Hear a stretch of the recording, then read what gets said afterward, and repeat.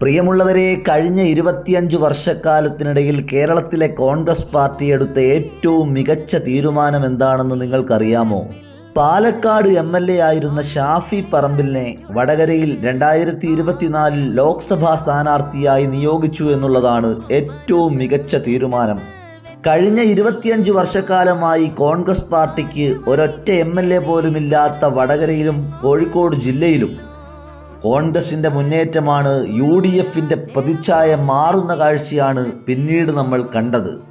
1.25 ലക്ഷം എന്ന ചരിത്ര ഭൂരിപക്ഷത്തിന് കേരളം കണ്ട ഏറ്റവും വലിയ PR പ്രതിബിംബമായ ടീച്ചറമ്മയെ തോൽപ്പിച്ചു തുന്നം പാടിച്ചു പറഞ്ഞയക്കുക മാത്രമല്ല, കേരളത്തിലെ ലക്ഷോപലക്ഷം ജനങ്ങളുടെ മനസ്സുകളിലേക്ക് ഒരു ഊളിയിട്ട മത്സ്യത്തെപ്പോലെ ഇറങ്ങി വരികയായിരുന്നു ഷാഫി പറമ്പിൽ.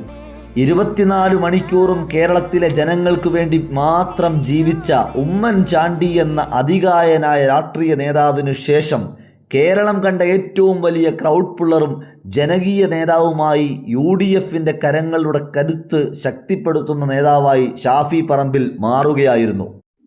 10 വർഷക്കാലം അധികാര തുടർച്ച നേടിയ പിണറായി സർക്കാർ വീണ്ടും ഒരു മൂന്നാം പിണറായി സർക്കാർ എന്ന മുദ്രാവാക്യങ്ങളുമായിട്ട് മുന്നോട്ടു പോകുമ്പോൾ ഷാഫി പറമ്പിൽ വടകരയിൽ നിന്നും ആരംഭിച്ച UDFിൻ്റെ ജൈത്രയാത്രയാണ് ഇന്ന് കേരളത്തിലുടനീളം UDFിൻ്റെ മുന്നേറ്റത്തിനൊരു കാരണമായി മാറിയതിൽ പ്രധാന കാരണം.